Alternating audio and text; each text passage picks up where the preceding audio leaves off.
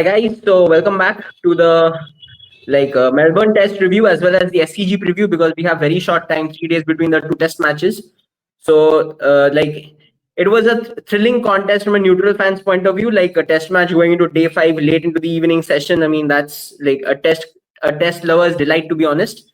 And it was one heck of a Test match. However, like India were on the wrong side of it. Like at one point, like in the last session, Australia needed 7 wickets to win, and Rishabh Pant and especially Yashasvi Jaiswal were looking like they would like easily at least draw the match.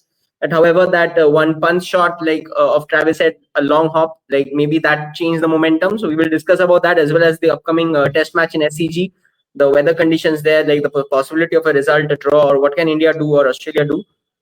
So currently Australia are 2-1 leading the BGT for the first time in like 10 years, I think. So since 2014, so they have not led a series like this. So so Pranav, so coming to you. So first thoughts on the Test match, and just what we saw. Like, are you disappointed? Like, did you think it was just like, did we throw away our wickets at the end there? I mean, before I begin, big thanks to all of you as we've reached 50 episodes on the podcast. True, yeah. I mean, the day we are recording is perhaps the last day of the year, and it's a fabulous achievement. So big thanks. About the Test, I think draw was the only possible result. I mean, India chasing would have been a wild dream, but I think a lot of positives from the game around. But I don't think that only the last day cost us the game, because if you look at tactically, we have made a lot of errors. I think that wicketless session gave us a little hope, but the fact of the matter is that Pat Cummins is a tactically very brilliant captain. I mean, you can't deny that fact that he's very sound as a tactical captain, and you can't actually take anything away from them. And India were on the back foot once they lost 3 wickets, and that's the truth be told. I am disappointed, but I am not very disheartened by this loss, because it had to at some point of time it had to come. So it's just that there are alarm bells going off. It had already gone off after the 3-0 loss at home, but then I think this loss overseas rings a few more alarm bells, a few more calls before the next England tour, where we have a chance to make history, because we have already created history twice in Australia, but we have not created history in England just as yet. So I think from that perspective, it's always nice, but nothing is lost still at this point of time, right? Because even if you do a 2-2, you retain the Border Gavaskar Trophy. Obviously, you rely on Sri Lanka to do something special to beat Australia, but advantage Sri Lanka because it's the series at their home. Mm-hmm. So, if Sri Lanka does a 1-0 or a 2-0, we'll play South Africa in the final. And congrats to South Africa for actually qualifying to the finals. It was a humdinger of a game. I mean, 8 down, Rabada, Janssen finishing off the chase. I mean, incredible week for Test cricket. Disappointed, but not at all down, because I think India still have some chance to make it 2-2. Yes, after the series we might dissect the team a little more, but it'll be very harsh to point fingers at few individuals, because it's a team sport, and yes, there are mistakes, but we got the basics wrong, and hence the result didn't go out. Yeah, I mean, like if you look at this particular Test match, the MCG one, so I think India did a lot many mistakes leading into the day 5 as well. I mean, the bowling at the back end, like from 311 for 6, we conceded 474. So that's the first point I can think of. Then secondly, the Yashasvi Kohli run out. I mean, that was a major turning point as well. And then the drop catches of Yashasvi Jaiswal in the fielding department, we were not up to the mark. So if I think deeply, I can find 1 or 2 more things. But overall, I think it's like these little crucial moments which actually define a Test match, especially when the two sides are so closely matched. I mean, even Australia are not that great, to be honest. If I'm being very like objective, they have a lot of chinks in their armor, especially the batting department. Like their bowling, the bowlers are aging also. It's not that they're going to be like running in all the time. Even we saw Mitchell Stark having a niggle at the end of day. So we don't know how he will hold up for the Sydney Test, but let's see. So overall, it was not like India were completely outplayed at all. Like Australia obviously were the better side, hence they won the Test match, and also in Brisbane they were the better side. But however, I mean, the even though we are in a transition, Indian team is in a transition, but still, I would say it's a respectable scoreline. Like heading into the last Test match, if someone would have said before the series we would be 2-1 heading into Sydney, maybe we would have taken it. Like given how the situation was after the whitewash at home to New Zealand and stuff. So if you look overall, like I don't think it's a very disappointing scoreline, but right now it hurts a bit because we know how close we were and stuff like that. So let's coming to say Sydney. I mean, so what do we expect here? The conditions, like people are saying it's a spinning pitch, but like recently in the Shield matches, I think it has been a pretty good cricket wicket, offering something for the bowlers. So it's not that a draw is written at like it's a guarantee it will be a draw. Maybe Australia can play it like India did at Ahmedabad, like the last time they were around, and give a flat bet to just secure the series.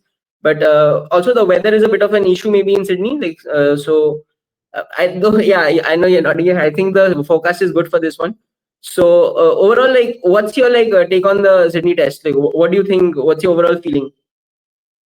I think Sydney primarily again favors India in terms of the conditions, but luck has to favor them with the toss. That they have to, whatever they do, they have to do it well, because it's a must-win game to stay alive in the WTC competition.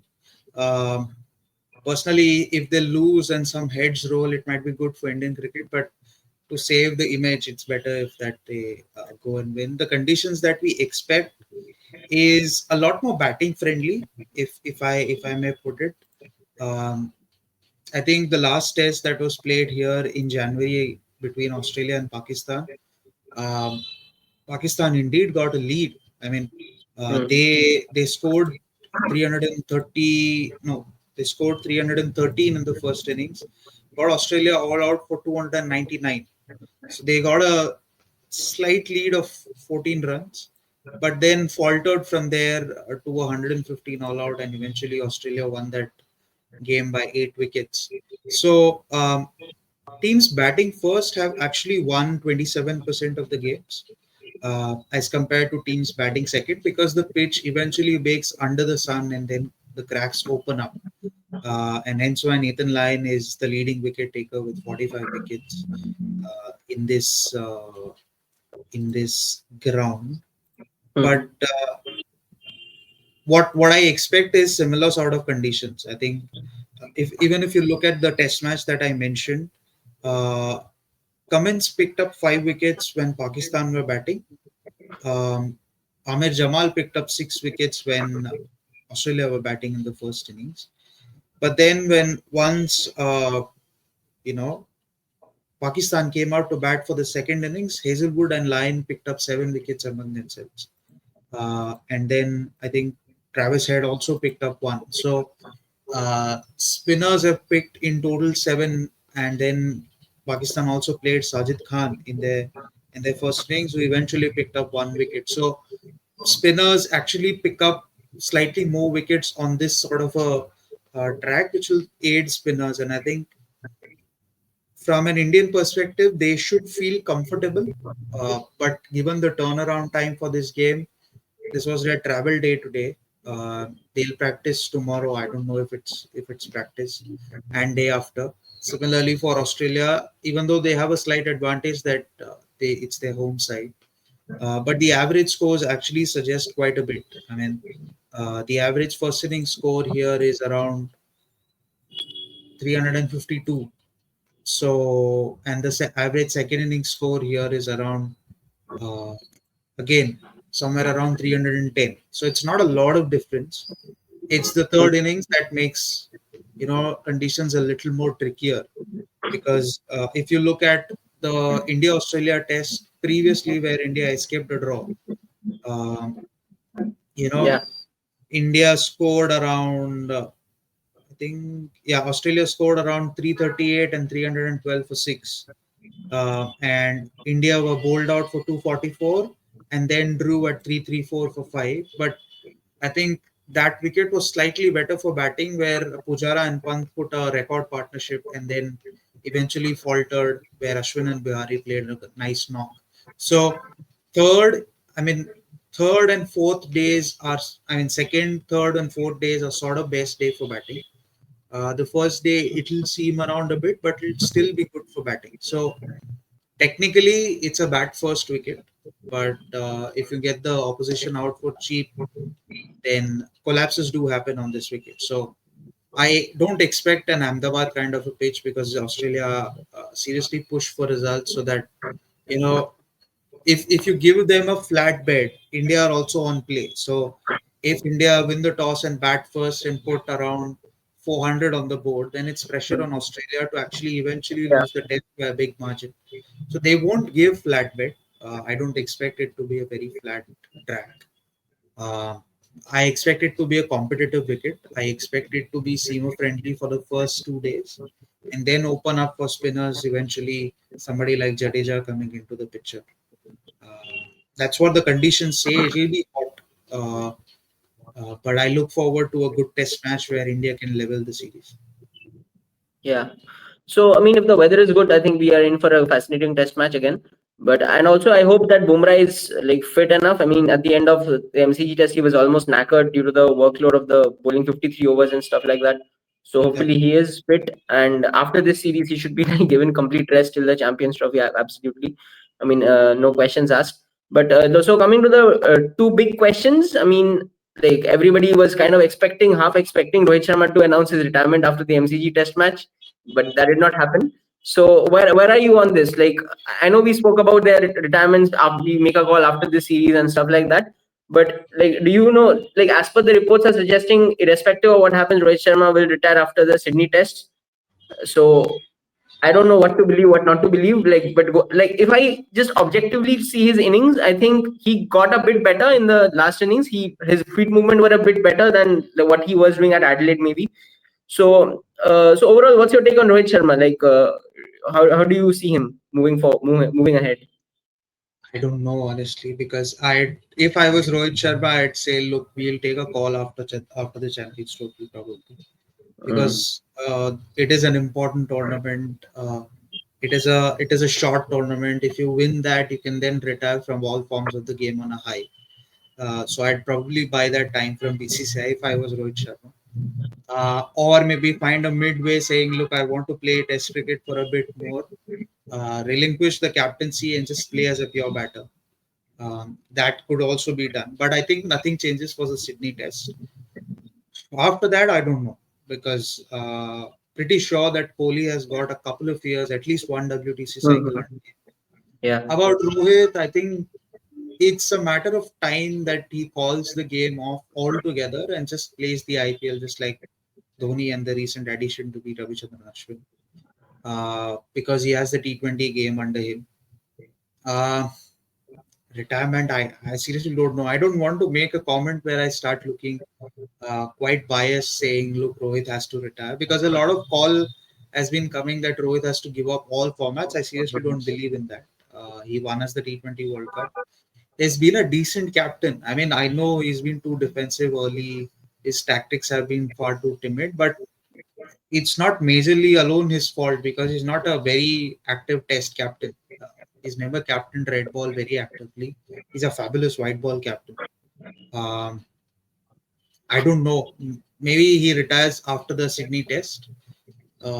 Maybe he says goodbye to the test team. But then it comes down to the split captaincy. Who takes you forward in England, because Bumrah might not play all the test matches. You have to also look at who leads in the West Indies series when West Indies come here for two test match series. All sorts of things that you have to look at. So probably, again, as I said, I'll buy some time if I was Rohit Sharma, but who knows? I think if he wins this test quite comfortably, uh, then I think the questions might be put to rest for some time, at least. At least for the England series, you can say, yeah, he can go and lead. If he qualify for the WTC final, I think the questions will be put for rest, at least for the 8 test matches in future, for WTC final plus the 5 plus the 2 at West Indies at home. Mhm. So yeah, I mean, I'm just hoping all positives for Rohit. His age is not on his side. He's 38, I think, 37, Exactly. Yeah, whatever. and Yeah. 39 next year, or 38, 39 next year. So I think it'll be great if he calls off maybe after the South Africa series next FTP. I don't know. But it all depends on what happens in Sydney. Maybe if he's scoring a 50, slowly the noise around the side goes down. It also depends on what the management thinks. So yeah, Yeah. there could be multiple aspects of it, but if it's all about one good knock. I think I'm sure he's feeling already good after that Melbourne. Yes, he played 40 balls for 9 runs, but he looked better as you mentioned. So it's just about that one knock. From where do you get that one knock, and in what situation? If he gets a 50 next test opening the batting, then slowly things will come to rest. But if he has decided to call it off, then call it off. So it's totally his call. But I'll purely focus on the Champions Trophy and this test. Try and level the series and then take it forward from there. That's how I look at it. Yeah, I mean, fair enough. I mean, that I think Rohit Sharma, like Champions Trophy, at least in white ball cricket, that should be his last like assignment. I feel like because we have got like I think Yashasvi Jaiswal. I think many people say his best format might be one day cricket, so he has not debuted over there. So I'm really excited to see Yashasvi Jaiswal like opening the innings in 50 overs cricket as well. So let's see how it goes. So apart from that, I mean, so what else can we talk about? I think so. Maybe we can this end it on Mohammad Siraj. I mean, he took some wickets in the second innings. I mean, before this, before the second innings, we were talking about maybe drop him for the Sydney Test because he is not picking wickets. So we still stand on like dropping him for Sydney Test. Okay. So who Yes. do you play? So I'd Who play do you, Harshit Rana. That's the only change that I'll make to the 11. Unfortunate on Shubman Gill, unless there is a surprise call tomorrow saying somebody retires from the correct side. Shubman Gill will have to sit out. Uh, Harshit Rana makes his comeback. I know it's harsh on Prasidh Krishna, but Harshit Rana is a far more attacking bowler, and Akashdeep can be a second seamer. Or if they decide to use Nitish Kumar Reddy a bit more and add Shubman Gill for our batting failures, then it's completely defensive. yeah. That option is also open. So if you take out one bowler, you can add either a batter or another bowler who's far more attacking, who's far more threatening. But I won't be even surprised if they stick to the same 11, like continue Siraj for 5 tests, or even maybe rest Bumrah for the Sydney game. But I don't think they'll rest him in a must-win game. Uh, Probably, yeah. I think Harshit Rana or Prasidh Krishna will make way into the side for Mohammad Siraj because he needs a break from this format. I think his best comeback days would be in England, where he suits a little more, and he has a lot more to offer in England at the moment than in Australia. So yeah, I still stand by that Harshit Rana or Prasidh Krishna have to come for Mohammad Siraj. Yeah, fair enough. I think Akashdeep has done a decent job. He has not picked up wickets, but I think with a little bit of luck, he might pick up a few wickets in Sydney. And I think especially in England also he might be a good call. So we have to see how it goes. Overall, so that's it for today. So looking forward to the Sydney Test, and India has a chance to draw the BGT and take back the trophy home again. So it's all is not lost at all. The series is still very much alive, and hoping we get another exciting test match at Sydney, and we will try to cover it day wise as we do for the entire BGT we did. So yeah, so thanks Pranav, thanks to the viewers, everyone who watched this, and do let us know in your comments what are your thoughts about the Sydney Test. You're playing 11. You're like, do you rest Bumrah, like too much burden on him, like play Siraj, not Siraj. So Shubman Gill, maybe you bring him into the side. So what are your takes on it overall? And definitely the big call, Rohit Sharma, like retire not. Also do let us know that. So thanks all for watching. See you again shortly. Bye.